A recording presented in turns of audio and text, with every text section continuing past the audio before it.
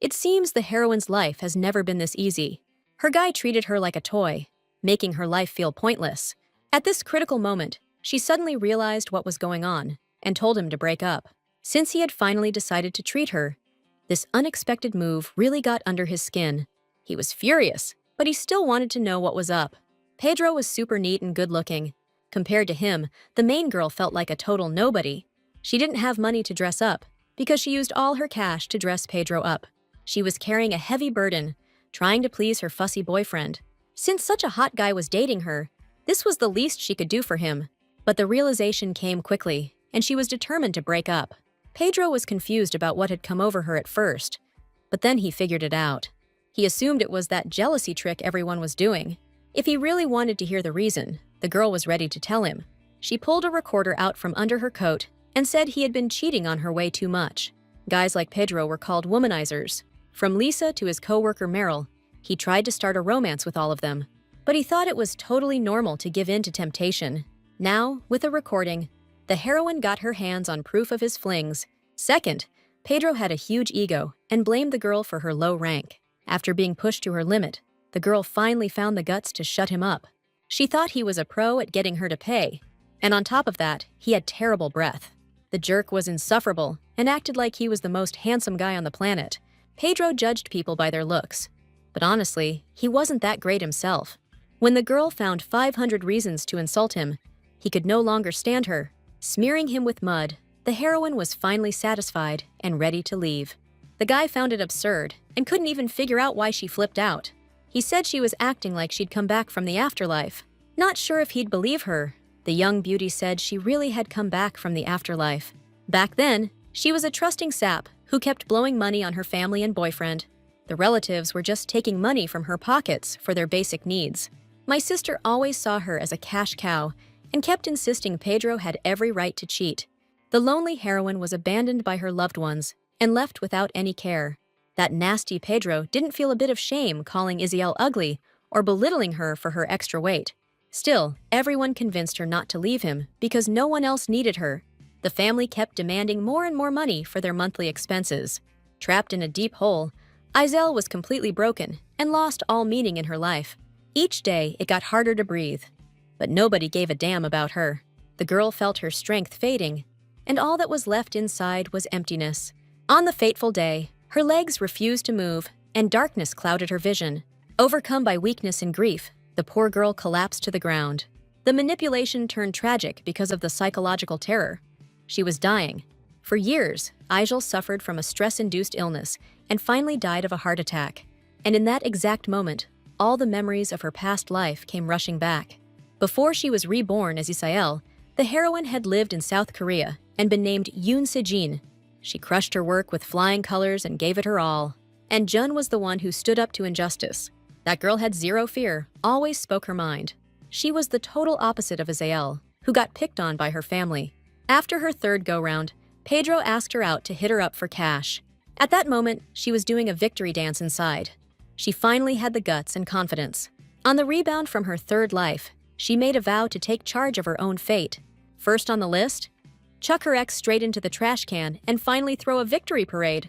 In a world of ripe sweet potatoes, Pedro was just a puny green sprout. Isiel was about to walk out when the waitress caught her. The bakery worker handed her a free pepperoni and cream-filled roll on the house. She nailed it. Hot cappuccino was the perfect drink for a breakup. A thought hit the heroine.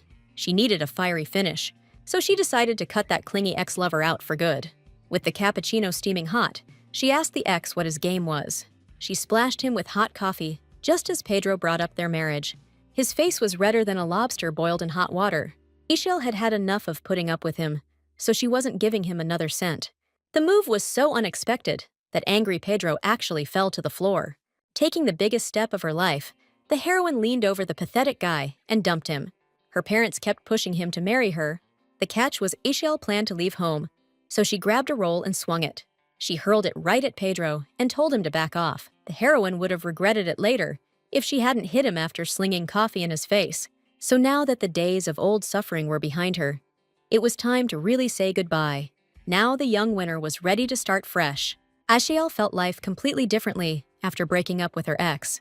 But now it was time for her to leave her family too. She couldn't buy a house yet, but she could move out. Since palace staff could use the official residence on palace grounds for free, the residence was a bit outdated, but it'd be fine for the heroine to live there. But she didn't expect just how bad the place looked. Her future home was a shocker. The reconstruction got the emperor's official green light. Before her rebirth, the official residence was all glitz and shine. Now, total disaster. Aishael figured she needed a place to crash. Fast. Maybe find something to rent. But then, out of the blue, she spotted a faded flyer stuck to the corner of a sign. Turns out it was an angel's gift. Permission for staff to stay for 3 days. For her? A relief. Even 3 days felt like a miracle. She had time to find a place to crash. At least, that's what she thought at first. Aishael totally forgot. Her family had swiped her whole paycheck days ago, but she kept telling herself, after surviving death, scoring a place to live should be a breeze. Every night in the first management office was buzzing about Fiona's upcoming wedding.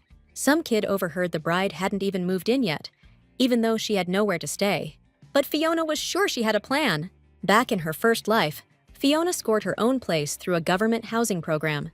A program created for newlyweds grants the right to move in to those who make the cut.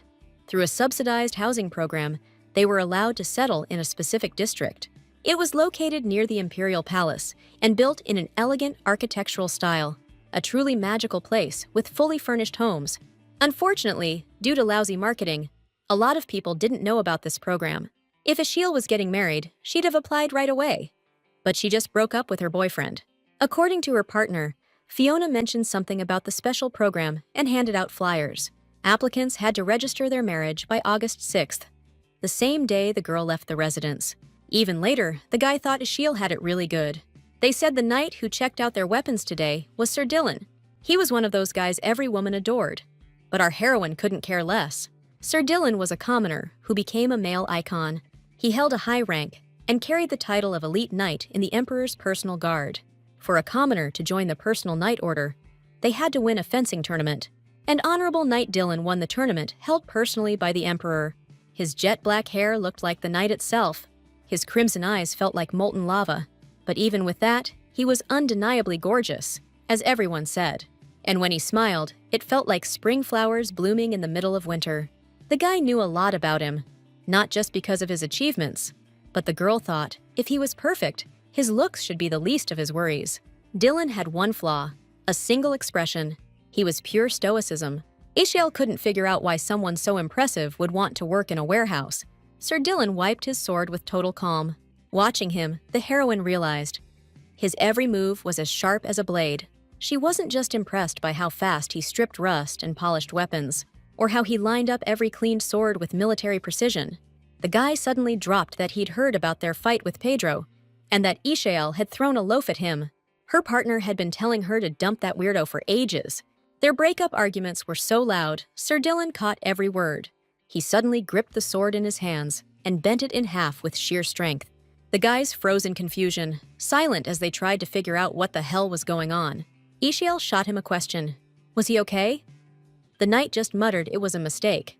His eyes said it all. He was beyond furious. The sword was bent, and Sir kept repeating it was a misunderstanding. Under the pressure of his iron grip, the sword snapped in half. No one got what was up, until he suddenly brought up marriage. He fixed her with a look and said, "Don't marry that loser." The girl was stunned. She couldn't believe her ears. The knight wouldn't budge. "Lady," he pleaded, "don't marry him." She searched his eyes for answers. Nothing made sense. It bugged her. Sir Dylan was ordering her not to marry without even explaining why. Everyone already knew her ex was a nobody and she was trash. Aishael bristled and snapped, "I never planned to marry that guy."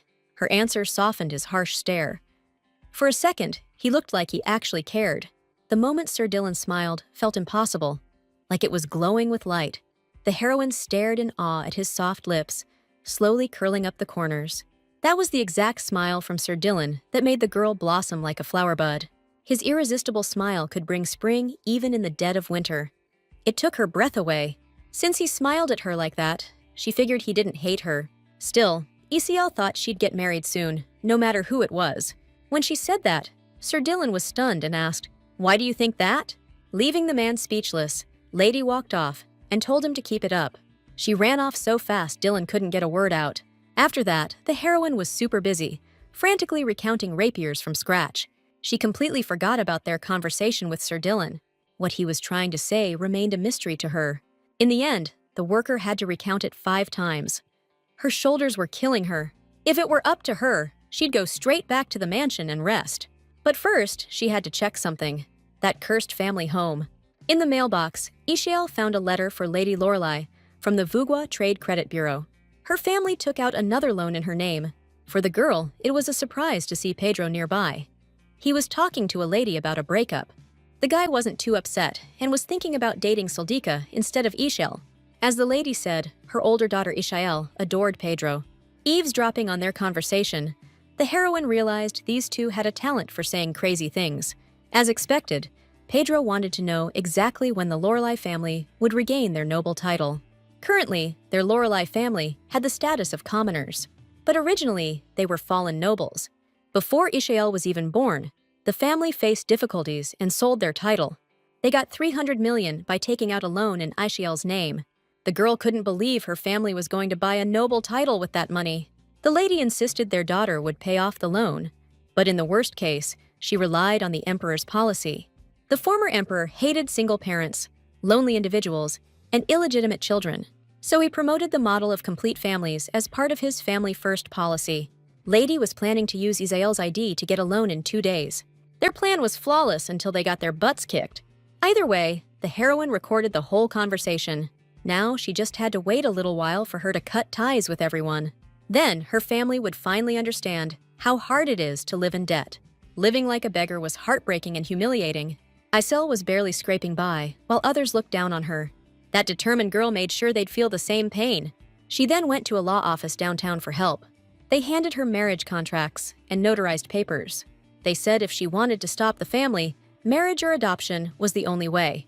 Once the legal work was done, all the heroine needed was a guy to marry her. Easier said than done. Finding someone like that wasn't easy.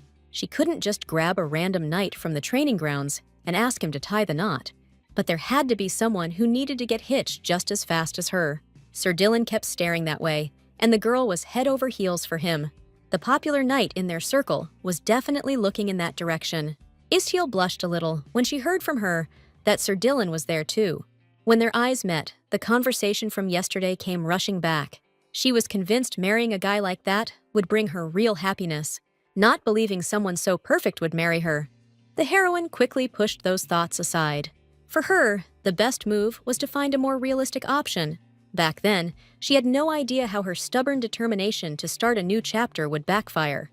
After changing her life, she'd soon end up marrying Sir Dylan. But in real life, people told her to forget about Dylan for now. Right now, the priority was finding the right husband candidate. According to the list of requirements, he needed to be decent-looking with good manners. Based on that, the heroine had a list of possible candidates. The first husband candidate was Sir Tao, a pretty nice guy. He was the closest guy to Ishiel among the knights. Right now, Tav wasn't married, and one night when he was wasted, he blurted out he wouldn't say no to a fake marriage. Plus, before her comeback, he looked like he was drowning in debt. Next in line was Henry. Even though he wasn't a knight, he got her situation. They worked together as managers, and he was her close friend. Henry was a jokester. Around him, she could actually relax. Honestly, Ishiel doubted either of them would just up and agree to marry her. Still, fate had her spot Surtov in the crowd. Gathering her courage, she flagged him down to the storage room near the training ground. The guy's easygoing nature had him agreeing without hesitation. Energized, she bolted ahead before he could catch up. Once inside, she was a wreck. What if Surtov wasn't even interested? If not, she'd just look like some crazy chick babbling nonsense. But just then, footsteps echoed, and there he was. The guy who could have been her future husband. She expected Surtov. Instead, it was Sir Dylan. Her shock? Off the charts. As the tall knight stepped closer, the young lady-in-waiting immediately asked where Tav had been. The young man's somber expression delivered the news that Sir Tav was dead. A flat-out, ridiculous claim. He'd been alive just seconds before, but Dylan had lost control of his abilities. Either way, since Tav couldn't be here, the guy was ready to hear her out. Ishiel felt awful, but she insisted Sir Tav needed to hear it from him in person. Right then, the window flew open, and a gust of wind sent a flurry of spring leaves tumbling inside. The strong breeze whipped through her hair, and she dropped the slip of paper from her hands. Dylan got lucky. The mischievous wind carried a weird list straight to his feet. When he bent down to read it, his eyes nearly popped out of his head. It was a list titled, "Why Sir Tov Should Marry Ishael." Trapped in the most awkward situation imaginable, she yanked the list from his hands. Flustered beyond belief, Ishael bolted out the door in a panic. She didn't even get a chance to say goodbye, leaving Dylan stranded alone. That same evening, Ishael hit up a local bar to clear her head. She spilled every detail to Henry, but after a few drinks, all the awkwardness melted away. As everyone knows, the real estate market never goes down. It just keeps climbing. Now that credit rules got stricter, the only way to buy a house was through loan sharks. Ishael insisted there was a way that would let them get their own place. That's when she suggested they get married and move into a newlyweds neighborhood. They could divorce when the contract was up and never even fall in love. Unlike the heroine, Henry sure wasn't thrilled about this scheme. At that moment, the whole world seemed to freeze and fade out for the girl. After everything they'd been through together, dumbass never realized Henry wanted to marry for love. He wanted to take his sweetie on dates and give her an unforgettable proposal. So the heroine had no choice but to ask Tove again. That same evening, she prayed he'd get home early. Finding a partner turned out harder than she thought. The problem was dawn was coming way too fast. So wrapped up in her thoughts, she didn't notice the stranger walking up to her. When the weird guy startled her, she froze and let out a scream. Sir Dylan's calm expression instantly soothed her, even though he'd shown up out of nowhere. He'd been waiting for the right moment to ask her something. For a second, he looked away, like he was scared of his own thoughts. But steeling himself, he asked why she'd tried to marry Tov. The heroine barely had time to talk to Tov, and now she's caught red-handed. When Dylan heard Lady Name was ready to marry anyone who checked the boxes, he froze. Hoping she'd answered his question, Ishael hurried off to his business. At the last second, the Lord grabbed the hem of her dress. If it had to be anyone, Dylan was ready to be her husband. His crimson eyes looked honest, and his voice sounded sincere. The next morning was warm, with the bright sun shining through the window. The heroine woke up with a killer hangover. Her ears were ringing, and she'd had the weirdest dream. She couldn't believe Sir Dylan showed up in her dream and proposed. Even though it felt way too real, she told herself it was just a dream. A servant suddenly knocked on the door and announced a visitor had arrived. At 8 a.m., the knight left the barracks. He made his way to the palace's inner training grounds. He reached the training grounds in 16 minutes. Sir Dylan showed up to work earlier than usual today, surprising his partner. But today was special. The knight held a fragrant bouquet of white flowers. This morning, Sir Dylan was radiant in his best suit. The most beautiful bouquet of white roses and chrysanthemums was unmatched. Ishael couldn't contain her joy at the sight of it. Dylan's main goal was to propose officially. Imperial knights were taught this was the proper way to approach marriage. Sir got down on one knee. In that moment, the heroine's heart stopped and she held her breath. It was a magical moment. But yesterday, Dylan couldn't say it because of the chaos. As was customary, he bowed his head in respect toward his bride. Now, with the charm surrounding him, the Lord officially asked for her hand. Isel instantly recognized the flushed face she'd seen yesterday. Her eyes lit up with surprise as realization hit her instantly. The moment she laid eyes on him, the heroine finally remembered everything. Last night, Dylan had insisted she couldn't find a better candidate than him. And even though there were rumors about him, he didn't seem like a bad guy. Either way, if it was Dylan, Lady Isel would be thanking him. He didn't say a word, but somehow gave her space to move. This was it, now or never. Determined, Isel was ready to go for it. No better time to ask if he was set. But his silence made things awkward, and the heroine started to lose her nerve. Maybe Sir Dylan was just joking. He always kept his cool. If that was the case, the girl burst into tears and begged forgiveness for agreeing. Taking his offer as a joke, she promised to smooth things with Henry. But in his eyes, she saw it was anything but a joke. The young man's face turned awkwardly red, and he said it was nothing like what she thought. Lady couldn't get a word out when he announced he wanted to get married as soon as possible. His final request was for the heroine to choose him over Tova. To celebrate the occasion, Ishael pulled out a bottle of hard liquor. The hero tried to stop her, but the brave girl drank it all in one gulp. Lucky for her, she finally found herself a groom. Finally, the girl was free from this terrible life. So after that, she got totally drunk. Under the influence, she even convinced the groom to file the application right now, without telling anyone. According to Dylan, the registry office was working overtime, so they could submit the application right away. After that, they headed straight to the town hall. Maybe it was the alcohol, but the knight's face was completely red.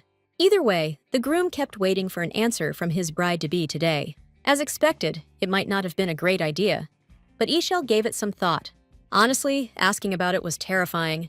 But if the girl didn't marry, others would keep destroying her life again. But around the night, everything felt a little different, like he made a rose bloom. Every fiber of her being told her she needed to sign a contract marriage with him. A little thinking helped the young heroine make the right call. She grabbed the bouquet. Dylan's eyes would finally light up, dimming his unshakable image. The sweet girl didn't want to be sad anymore, so she agreed to marry. The next day, they met to go over the contract details. Without hesitation, the man agreed to sign it, not even reading. So the heroine handed him the notarized contract.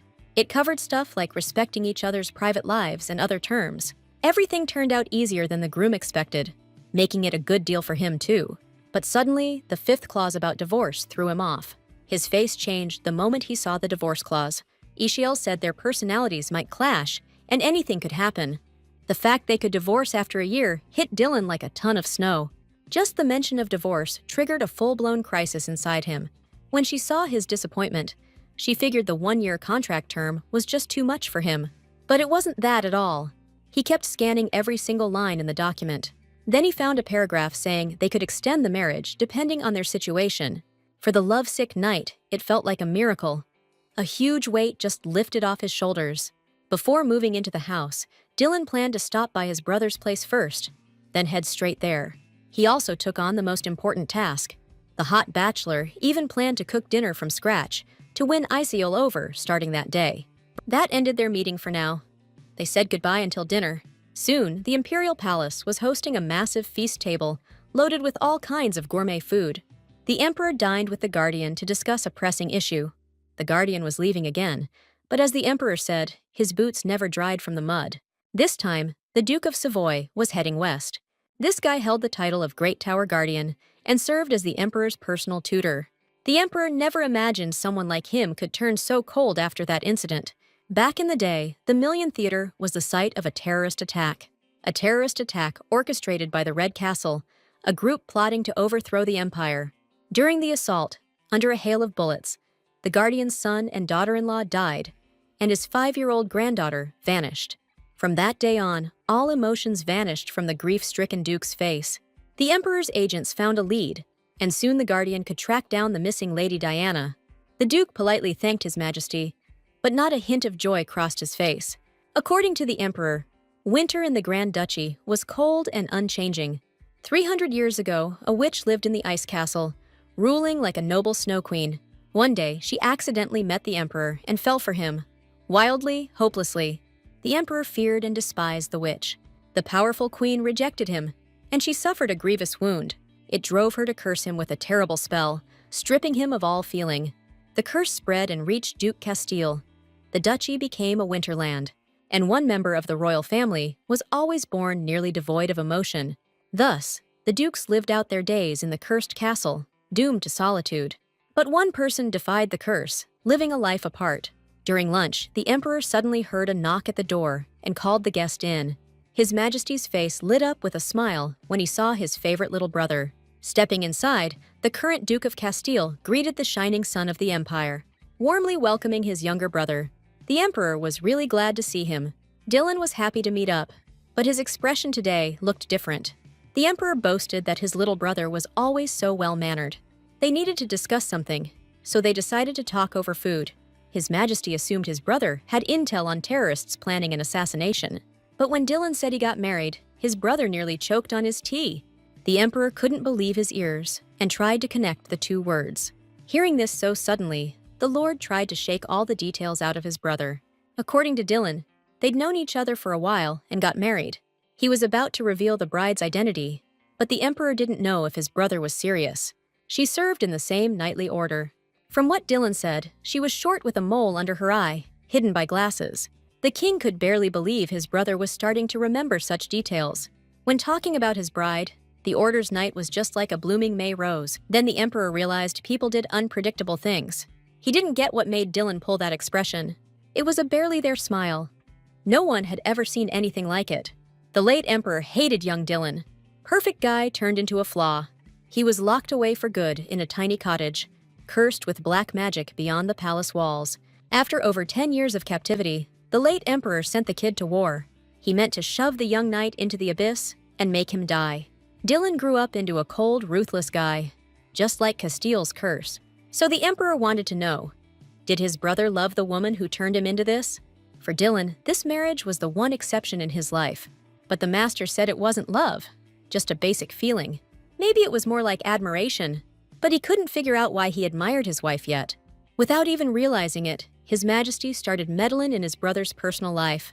The knightly order had a terrorist cell plotting to overthrow the empire. Worst case scenario, the guy Dylan's head over heels for could be part of that cell. As his brother, the emperor had to find out what kind of woman his sibling was married to. He wanted to know who had cracked his cold-hearted brother's shell. To get to the bottom of it, His Majesty called in a favor no one could know. All for his brother's safety. There was something he needed to see with his own eyes. Sure enough, being near the palace had turned this cafe into a hot spot. Peeking into the cafe, Ishiel froze. There she was. The woman at the far end inhaled deeply.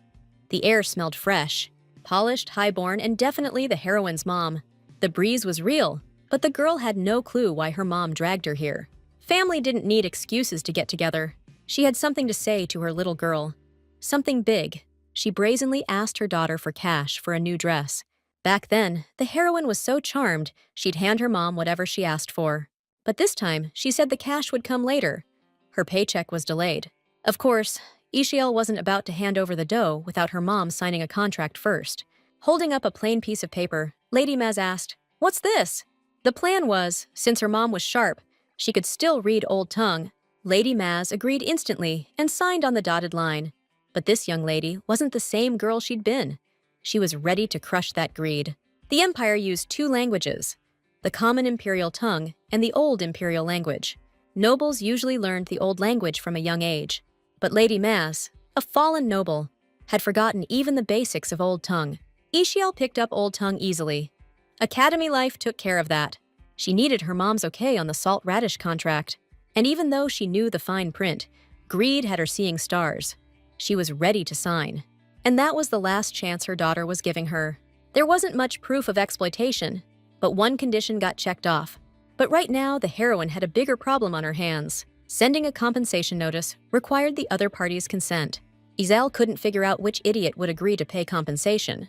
That's why those notices never got processed. After getting her mom's approval, she was ready to walk out proud as hell.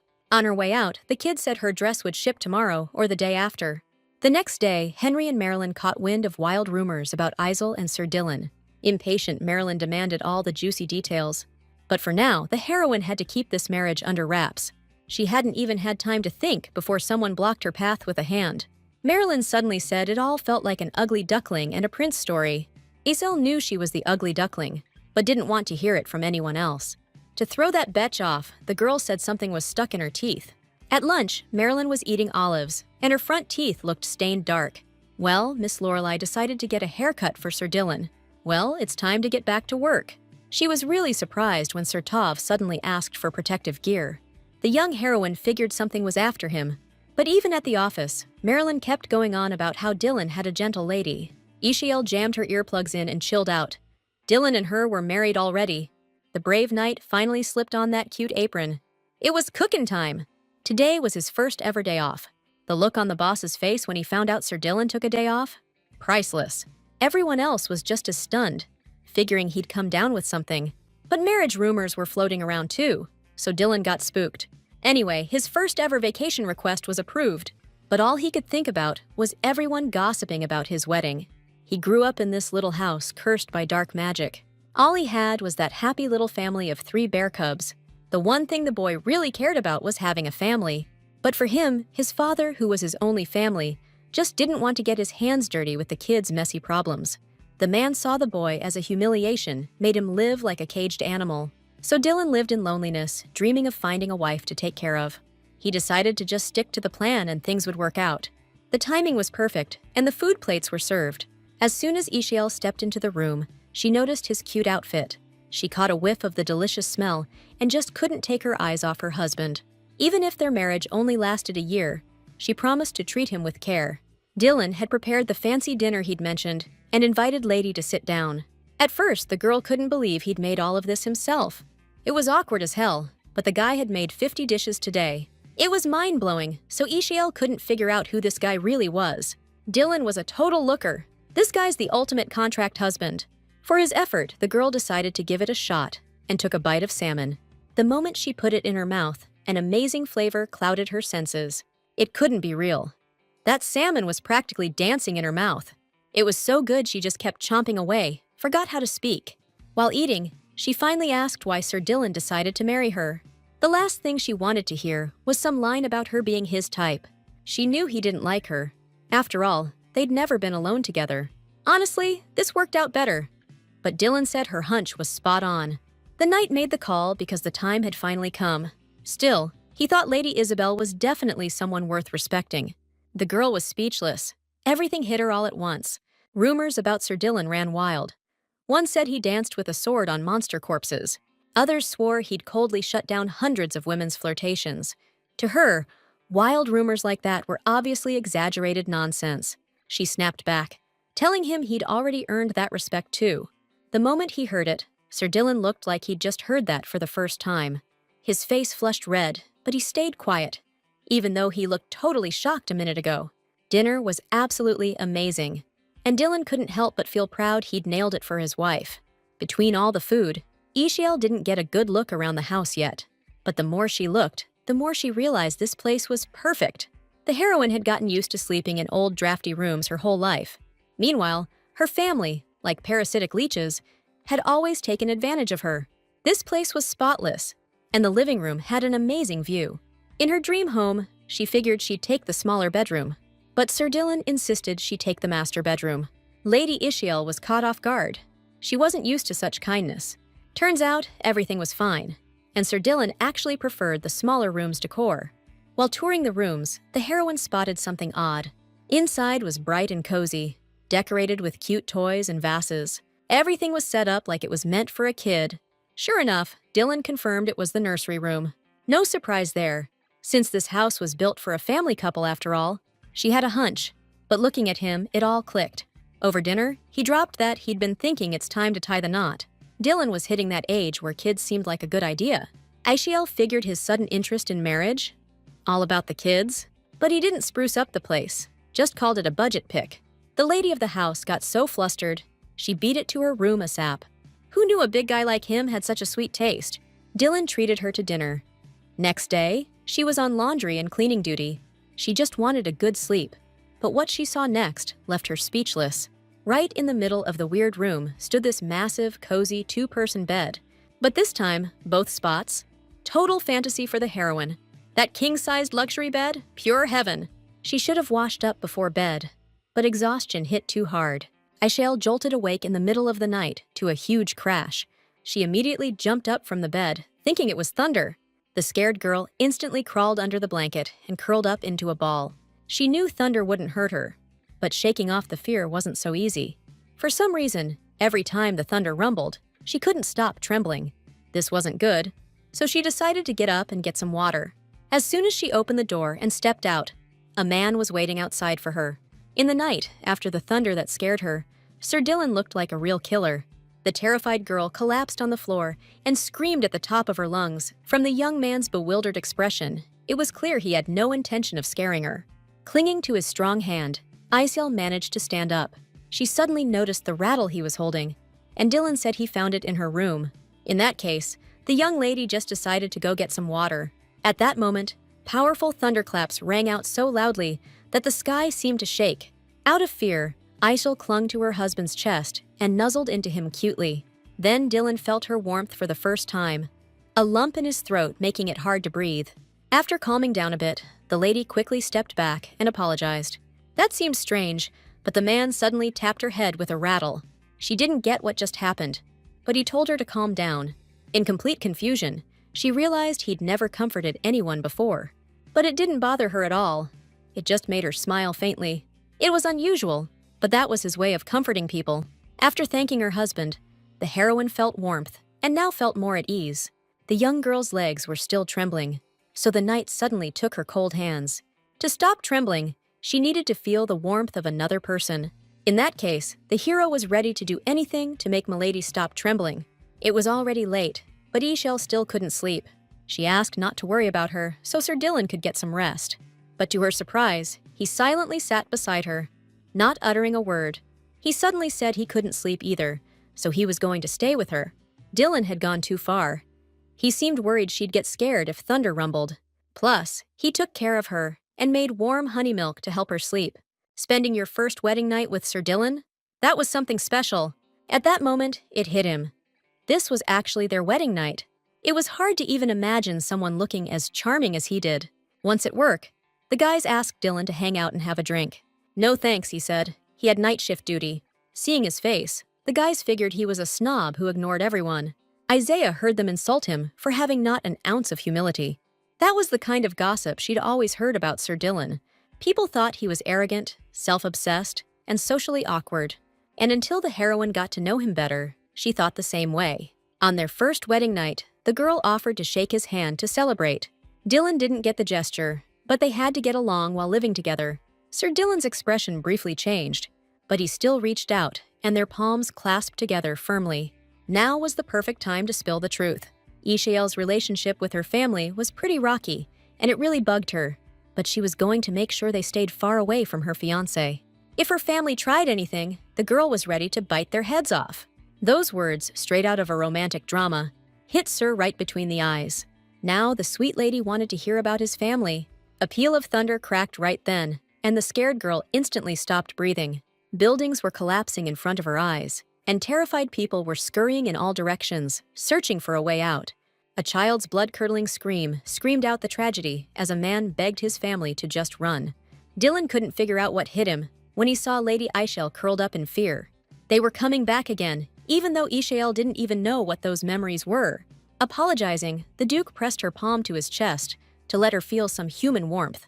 Every time thunder rolled, the girl saw unknown memories, but now it felt a little easier.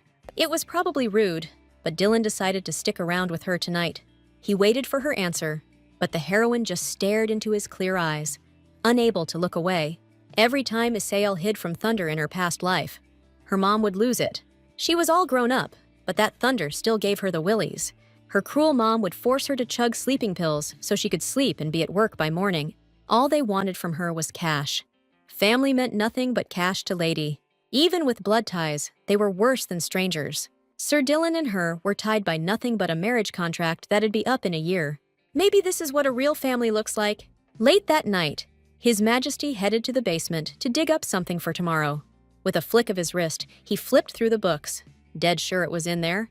Michael felt a little off when the Lord started humming. Always a bad sign. Smart guy, Michael. He was right. His Majesty had some wild scheme cooking. That made the Emperor's right-hand man even more uneasy. The Emperor was a wild card, always tinkering with crazy experiments. There was a time he actually believed crossing a rhino with a horse would make a unicorn. So yeah, some days. The palace was still picking up pieces from whatever he pulled. Like a mad genius, the Emperor grew giant fruits. But he loved people more than anyone, bestowing the fruits of his experiments on the residents. No one went without a piece of bread. The Emperor was their provider.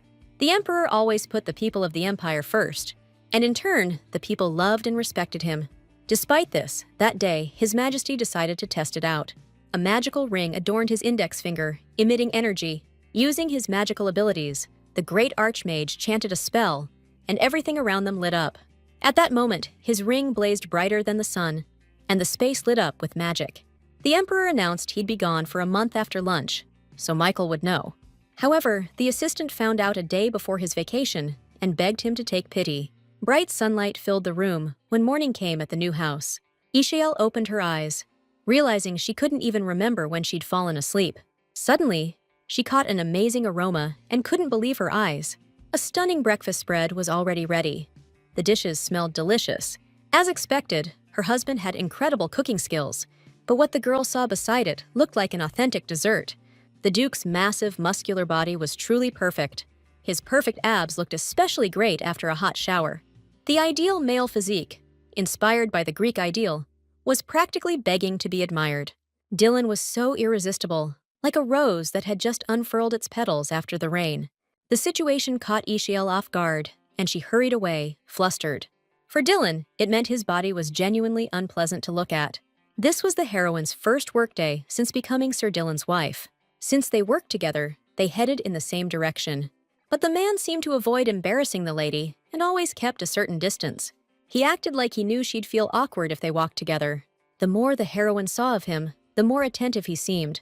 Everyone around her pushed her, reminding her she'd promised not to give her heart so easily.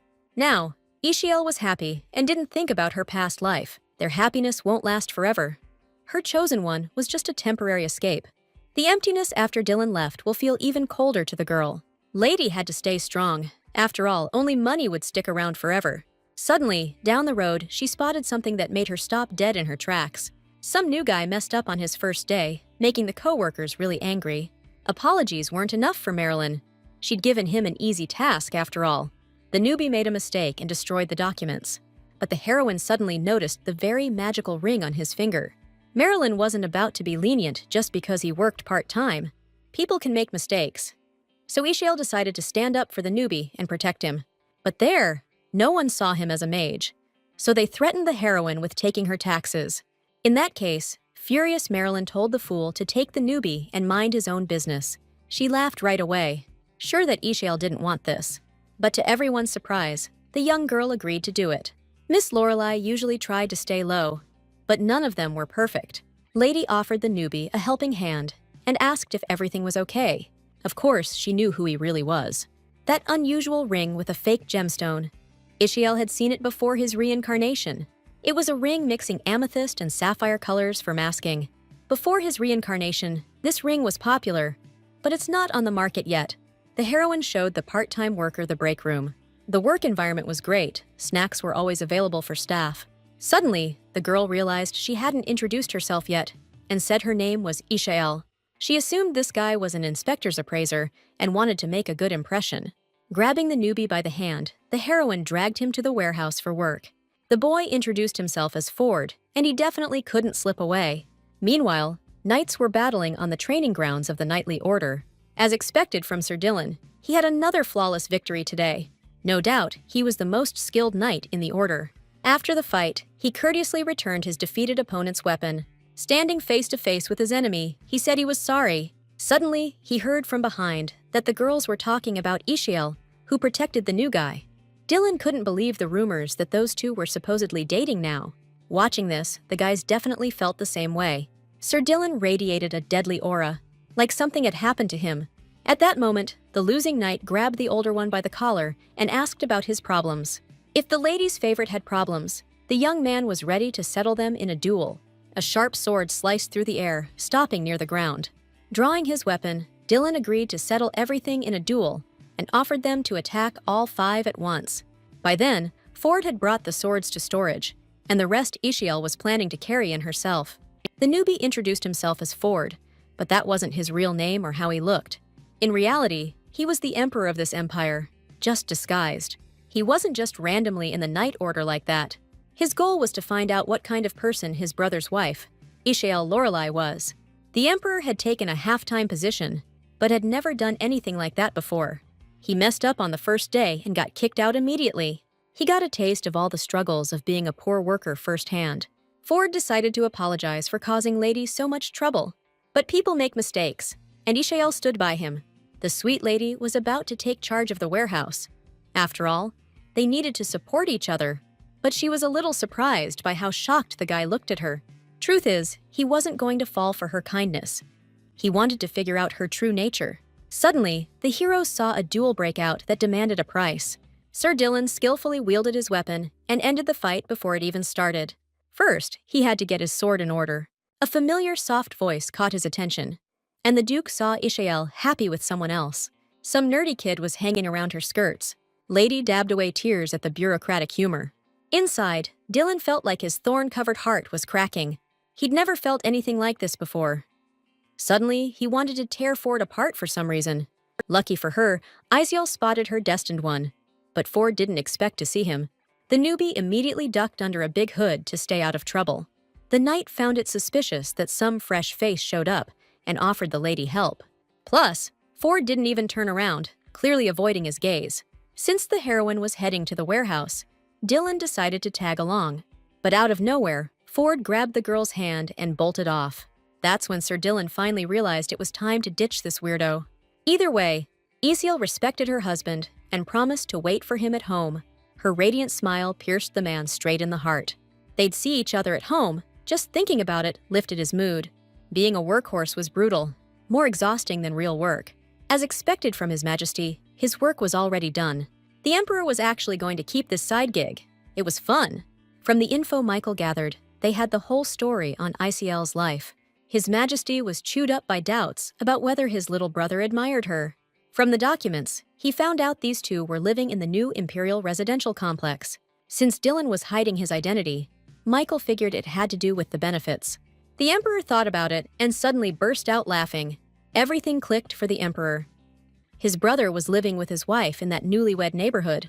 Not long after, a letter showed up in the main character's mailbox.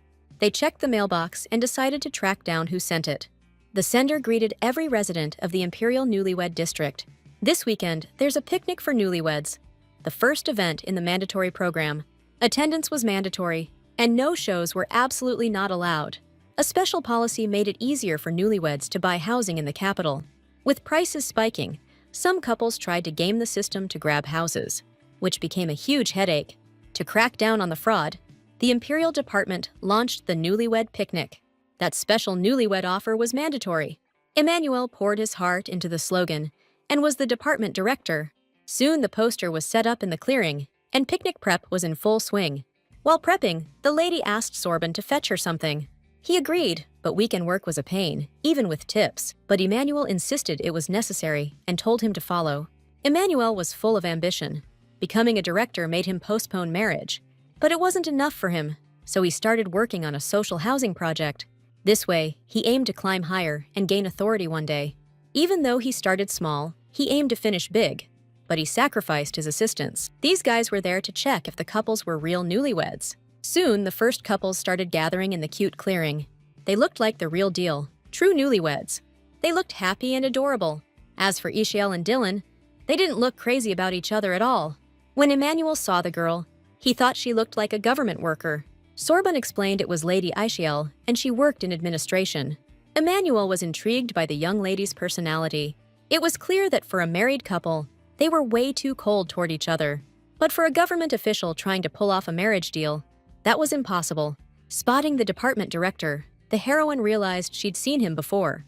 Other couples at the picnic thought the shameless slogan was tasteless. But the kids found a way and just kept staring into each other's eyes. Caught in the romantic vibe, Isiel suggested her husband try everything possible. Sir Dylan agreed without asking any questions. Last night, they decided to use each other's names and even tried holding hands. My lady said they needed to hold hands and stay low to avoid getting caught. Even if Dylan hated it, he had to do it for their marriage. Before the picnic started, Emmanuel asked if everyone had blankets. The newlyweds unfurled the blankets, laid out the food, and started chowing down. The director was so curious about other couples' lives, even though he was single himself.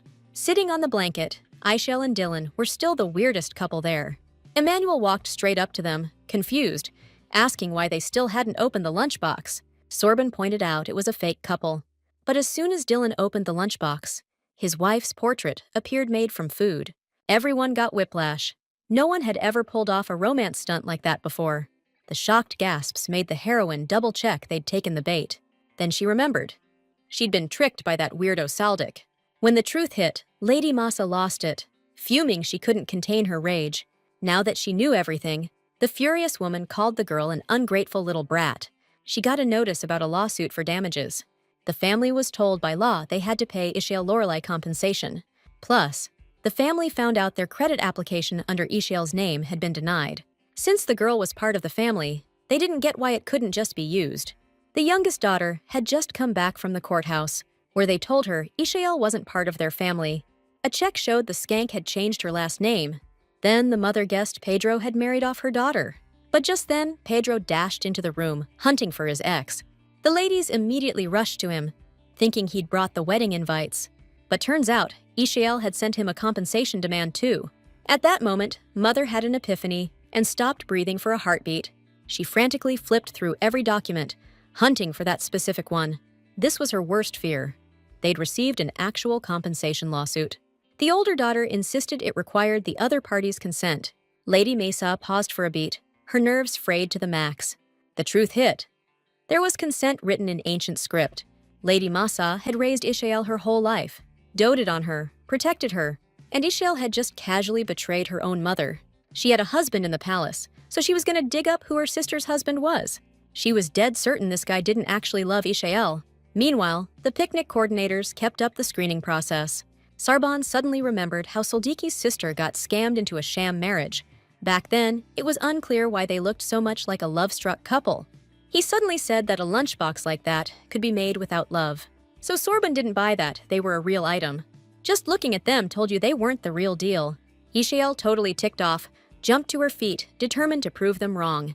Calling her sweetie, she was about to demonstrate real love. But Dylan was most thrown by her calling him sweetie. His heart warmed, and the man gently cupped his little one's cheek. The real story behind the nickname Little One started yesterday. Sir Dylan dropped by the dorm unexpectedly. Even though he always left home early, he actually needed relationship advice and the lowdown on dating. The guys who used to live with him were shocked he had a girlfriend. As one of them said, women loved unexpected kisses. Another kid said ladies adored public declarations. But the most effective calling her little one during the declaration. Dylan had no idea all those nights were total relationship newbies. They hoped it'd help the guy out. And guess what? It actually worked. The cutest couple at the first bridal picnic?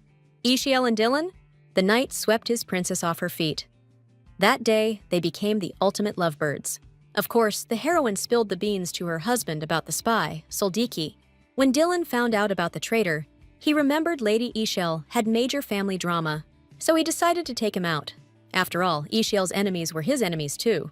The next day, the knight asked to send the guy to the sticks. In his report, he claimed Sorban had a total work ethic problem. The emperor joked, "Bro, you're shipping this guy off just because you don't like him." His Majesty read the report. Dylan found a bomb last night. The Duke reported the terrorist bomb was disarmed. A terror group called Red Castle was planning to take down the empire. The emperor couldn't believe Dylan had Ford on his radar as the suspect. The sheer amount of evidence even made His Majesty feel queasy. The man collapsed into the chair and said he was just tired from a tough day.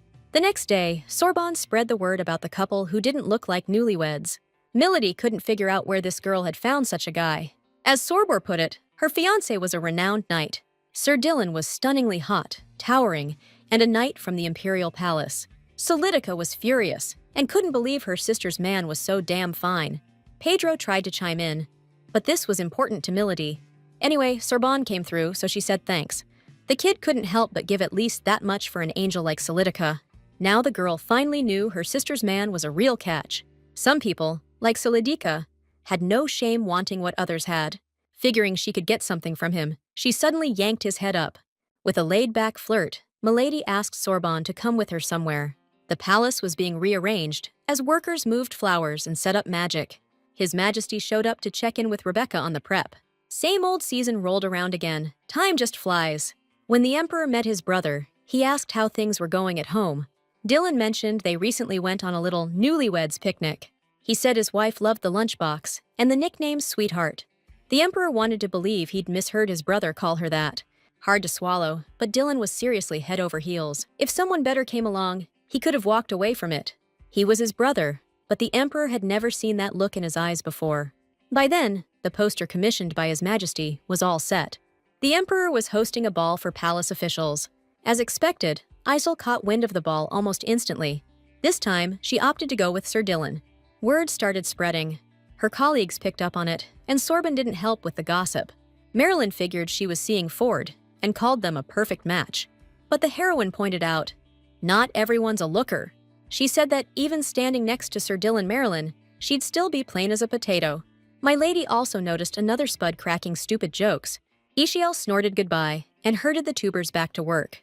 Her family always told her to stop obsessing over looks and keep her face hidden.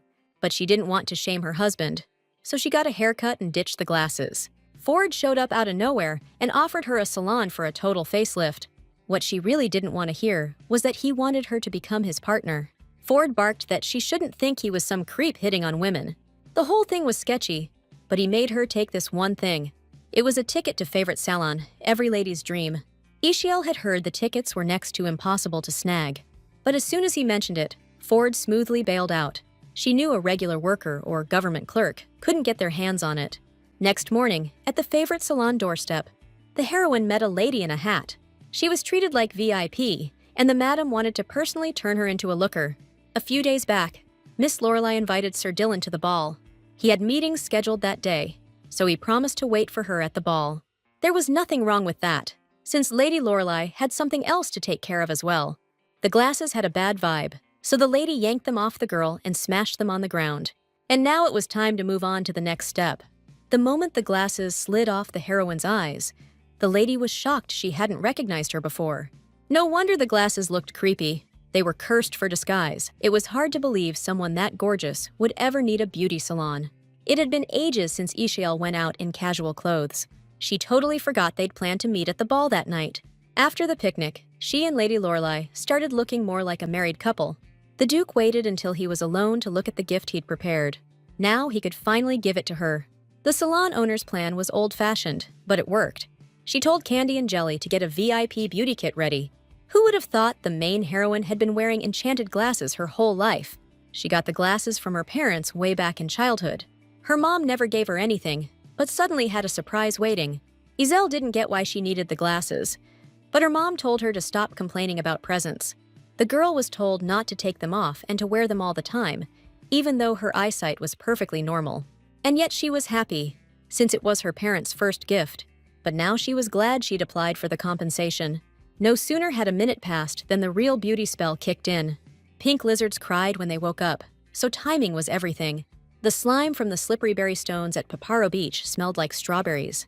And finally, the lashes of a cottony goat. If you boil all this together, you get the perfect formula for transformation. When the lady waved her wand, the magic wrapped around the girl and lifted her up. Out of nowhere, Ford offered her a bet. The question was whether Sir Dylan would recognize transformed Lady Isielle. By then, people in the Imperial Palace were already gathering. Checking the time, Dylan knew it was about to be his lady's arrival. He thought he should have taken her there himself. On the terrace, he suddenly spotted the man who used to be Lady Ishiel's husband. Pedro was bragging to everyone about his upcoming noble title and wedding. But then he announced he wasn't going to marry his pitiful ex-wife anymore. Unfortunately, Dylan heard every word, and rage burned inside him. Then Lady arrived, her otherworldly beauty stunning every guest in the palace.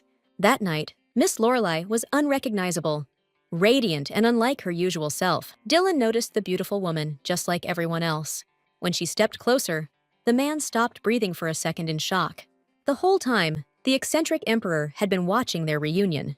His job was done now, it was up to them. Right then, the Guardian's messenger dove flew to him. The bird had news. Dylan instantly recognized his wife and offered her to become his partner.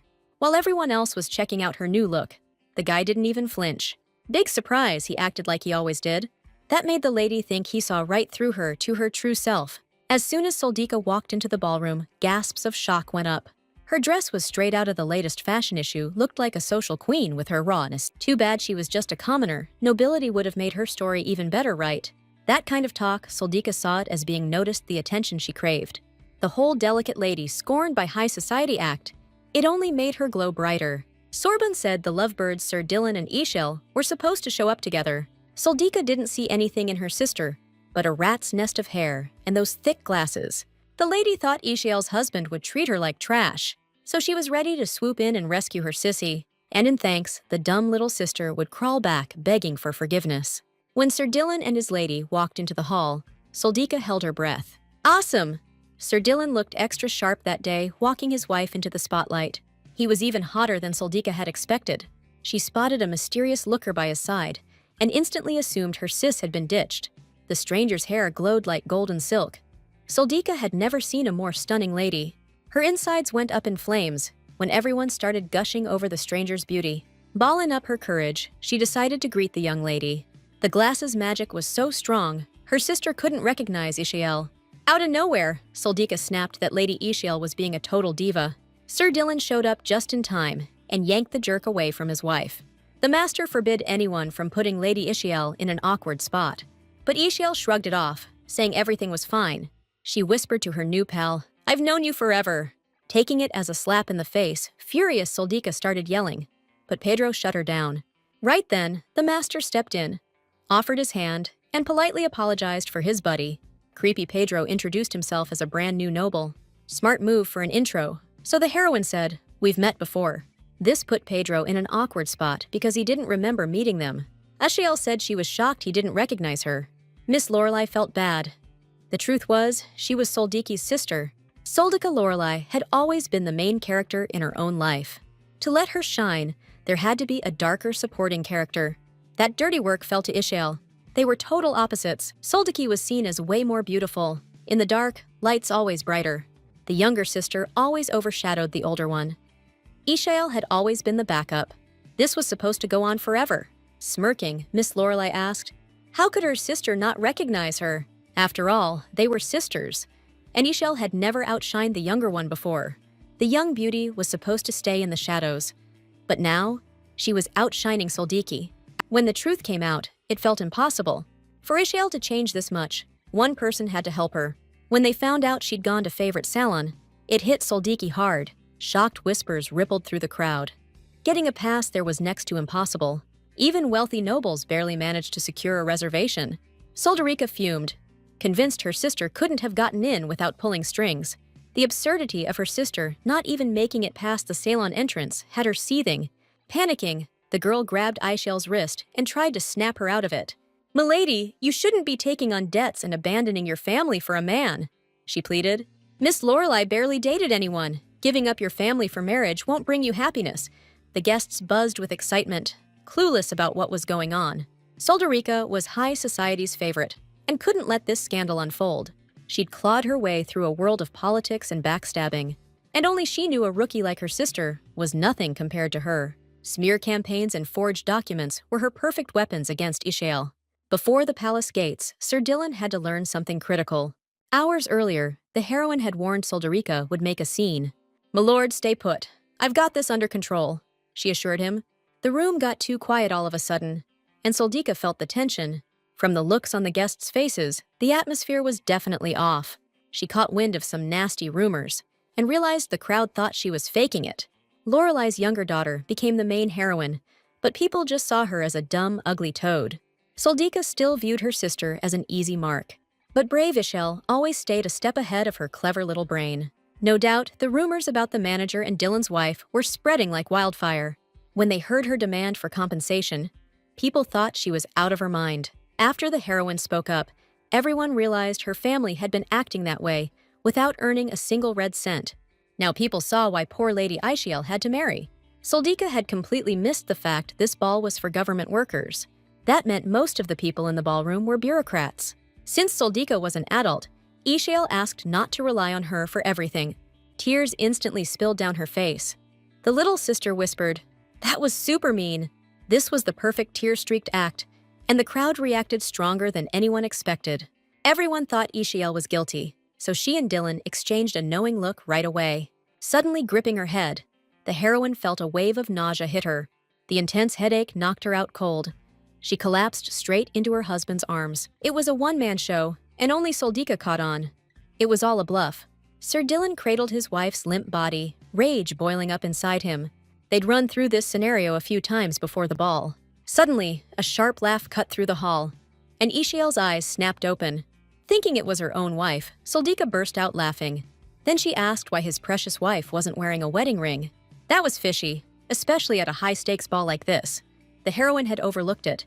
They genuinely didn't wear rings. The realization that they'd been exposed hit Ishael like a freight train. But just then, Lady Ishael felt her husband's steady hand on her shoulder. Sir Dylan fumbled with his jacket and muttered they'd skipped a few relationship steps. The Duke dropped to one knee and asked again, would she marry him? He was so eager to start living together. He filed for a marriage license first thing. But now he wanted to tell the whole world that Ishael was his. After what happened, the crowd burst into cheers and congratulations. The heroine was shocked and amazed. She never would have guessed Sir Dylan was so sweet. Suddenly, Miss Lorelei stood up and asked the crowd for a moment of attention. Taking his hand, she announced to the entire palace that they'd be getting married soon. Using a secret move on her sister, the heroine promised to send out the invitations. Unlike the others, Soldina was seething with anger and couldn't stand the couple anymore. Either way, it was a major win for Ishel Lorelai. The enraged sister couldn't just let them go and shouted that their father was on his way. When she heard that, her eyes froze for a second. Since childhood, her father had been more like a warden than a parent. Every day, she put up with beatings and insults. The older daughter was always told to stay on her toes and give in to her sister. Watching the abuse, Soldika would just laugh. The child belonged to their parents, so they had to obey without question. After the ball, Lady couldn't believe it. It felt like a dream. To be honest, she and her husband made a great team. And yet, it felt so good to savor that victory. Thinking the timing right, Lady suddenly asked how Sir recognized her at the ball's start. The whole secret was that it was just Ishael. A deep, calm voice. Dylan's gaze always found her. Everyone was shocked by how she'd changed. But not Sir Dylan. He didn't care about her looks. Sir saw her inner strength. Ishael was always messy, but Sir Dylan still saw her true self. The more the heroine spent time with him, the warmer her heart became. Since they'd made up their minds, Dylan suggested starting wedding plans. Ishael realized she should have discussed it sooner, but she only thought of herself. When she described her dream wedding, Sir suddenly grabbed his head. Lady couldn't have imagined he was broke, but there was nothing to be done. To everyone's surprise, she was determined to earn it herself. If a guy like Dylan was splurging on fancy rings, Isahel sure couldn't just sit back and do nothing. The guests' chatter caught their attention. People saw Sir Dylan as quiet, with an eerie vibe. The guy looked like he was about to murder someone. Sir Dylan reminded them of Castilia's northernmost noble, the Duke of the Empire's icy frontier. He was cursed by fate even before his first breath, trapped forever in an ice fortress, a true bloodthirsty madman. The question was, would the mad Duke of Castilia look anything like Dylan? Isahel snapped, calling someone that was totally crossing a line. She was furious. But Dylan suddenly asked if she happened to know anything about the Duke of Castilia. That caught Lady Isahel off guard. She'd heard all sorts of rumors about him. She claimed the Duke eats people, and being near him brings a curse. The guy thought the Duke was mysterious too, but figured it was just rumors, meaning the curse wasn't his fault. All that talk left Dylan feeling awful. He pressed a hand to his head. Ishael figured he was really upset, so she took his hand and suggested eating at home. She was like sunlight, a stark contrast to his stained and dirty self. The Emperor showed up as soon as he got the Guardian's message via carrier pigeon. His Majesty said he secretly checked in on how the younger brother's family life was going. The Guardian was quiet. He always had been. Once, he asked, "What happens if you ignore someone's words twice?" He laughed and said it'd be a disaster. Used to be a real optimist back in the day. But after all those years mourning his kids, his heart was drier than a desert. Suddenly, the Emperor remembered the letter and asked if his granddaughter was still alive. The Guardian's granddaughter was still alive, and there was a witness. The Duke of Savoy said the witness was a fortune-teller who did readings for kicks. His prediction? Things were in deep trouble.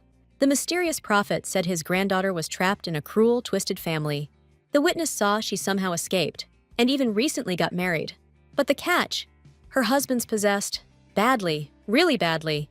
When this guy fully wakes up, trouble's coming. Once he's in the hands of that crazed husband, no one will ever see the Guardian's granddaughter again. That's exactly what the prophet told the Duke during their meeting. Shocked by what he heard, the Emperor realized it smelled like a scam. The Guardian got really worked up when he found out his only blood relative was still alive. Yet the Emperor was glad the Duke was showing emotions again.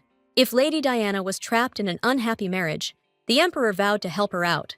After the whole disgraceful mess at the ball, Soldina couldn't calm down for days. After her sister caused such a scene and left the hall, everyone started seeing her differently. In desperation, the girl tried to reclaim her honor and begged people to believe her innocence. Madame Coubre had always been so kind to her, so Soldina hoped she believed her. But even the lady pushed her away in anger, like she was leprous. From that moment, the defeated Miss Lorelei could count on no support. As for Isael, even Casanova Pedro didn't recognize her after her transformation. Soldica was so furious, she vowed to make sure her sister regretted everything. This evening, she decided to write her dad about everything that happened. Pedro said he was getting ready for exams. His big day was tomorrow. After passing the master's test, he planned to come back as a nobleman. And the second he got his title, he was going to make the amazing Ishel his wife. Pedro was planning to live it up in a harem of women, but his face was seriously gross. The next morning started with hotshot Dylan back in the kitchen cooking. He really tried to make some awesome dishes. The guys were impressed that the master cooked well and made it taste great. As it turned out, everyone was shocked to see Ishiel at the ball. They had no idea about her family situation. Even after the proposal, they had a hard time believing she actually married Dylan. Dylan made up invites for the guests to share his joy with them. The guys were blown away that the master actually made the invites himself. Dylan was amazing and sweet, even though it was all just pretend.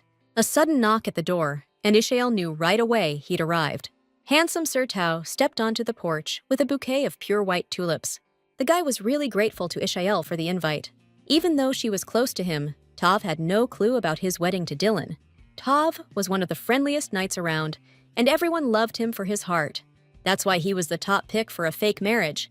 The guy was popular with the ladies, but not as much as Dylan. A lot of people thought he and Ishiel were a couple, but the girl was too embarrassed to even think about it. At one point, Tav gave Lady a soft hug and said he used to want to marry her. Dylan's fist was already clenched when he saw it, but the heroine kept saying there was nothing between them. Ishiel had an important meeting, so it was time for everyone to head their separate ways. The girl, totally confident, was relieved this day had finally come. There was a day before her rebirth that was the worst of her life. After wrapping up her thesis, Lorelei thought Pedro would be thrilled. The second he saw the finished project, the guy snatched the papers and declared he'd be a big shot. Pedro had promised to propose to the lady once he was somebody, but now, not a care in the world. If everything went through, the guy could land the approval of the legendary mage Claude de Savoie. Claude Savoie was the nephew of the current Duke of Savoy, an exceptional heir. He aimed to capture Claude Savoy's attention with Ishiel's thesis. In her past life, the heroine was just a quiet, clueless girl, but now she was someone else entirely. However, they banned her from attending the presentation unless she had magic. Although Milady had only one circle, she insisted she was a mage. Claude's fanbase was so massive, every seat was sold out. The guard at the entrance said Claude didn't care about female mages. Ishiel knew this. She knew exactly what he was really after. Milady hadn't planned on doing this, but she had no other option. With puppy dog eyes, young Miss Lorelei begged the man to listen. Meanwhile, Dylan arrived at the palace to deliver the wedding invitation. The emperor was stunned. Hadn't expected they weren't already married. According to his brother, they announced it at the ball. Then, the emperor formally gave him the go-ahead to share the entire story. But Dylan had nothing to add. He really knew how to kill the mood. The guy wanted to tell his fiancée all about himself once the rumors died down. Between chats, he tossed the report to his brother. Word about terrorists had already leaked into government agencies. They pumped the killer they caught with a truth serum. Turns out, they'd planted a mole in the admin office and the knight's order. No one knew yet if the terror crackdown would actually kick off. Grabbing his brother's wrist, the emperor suddenly warned him to watch his back. Dylan, still reeling from past trauma, couldn't believe the blue moon had rolled around again. This one would follow his encounter with Lady Ishiel, so he wasn't sure if he could keep his composure. When the hall filled with mages, the crowd witnessed the Lord's raw power. It was almost hard to believe the unstoppable Claude had actually shown up at the symposium. Pedro's theory presentation day finally rolled around, and he looked sharper than ever. He was dead sure Ishiel would reclaim her beauty and title. Not long after, Third Circle Mage Pedro was called to step forward. The guy stepped onto the stage and introduced himself to start the presentation. Claude was intently listening to the presentation about tracking potions. According to Pedro, this special potion was created by the great Claude of Savoy himself, but the guy knew a way to make it more powerful by adding a tracking spell to the potion. The great Claude didn't think it was possible and asked for an explanation. Pedro lit up and figured he was close to his goal. But suddenly, something exploded near him, and everything around went flying. Turns out, nothing was out of the ordinary, just a crazy lady firing a rocket launcher. She said she'd always wanted to fire into the air, but accidentally hit someone. The fuming fan club crowd instantly started screaming for her arrest. Out of nowhere, Helic brought up the ancient tradition of the Mage Tower. She remembered it was started by the first tower master, Alfred Savoy. Once, a beggar who challenged the master turned out to be right. The old man lost his cool when he heard the beggar disappeared without claiming the reward. Now, he had to make sure that never happened again. Ever since then, Alfred put a rule in place. If anyone found plagiarism, they could launch a signal flare. Pedro couldn't believe anyone would actually use that rule. He figured there were just flaws in his work and told the stranger to back it up. But the person hiding their face under the cloak had a question to ask. They needed to know which tracking spell was required to do this. Then it hit Claude. The young mage had said he experimented with this. Panicked, Pedro pulled out his dissertation. His name was right there on the cover. He was sure his name on the cover was proof enough. Since Pedro was all like that, the stranger was about to come clean. Lady Ishiel tossed back her black hood and dropped the bomb. That dissertation was written by his ex.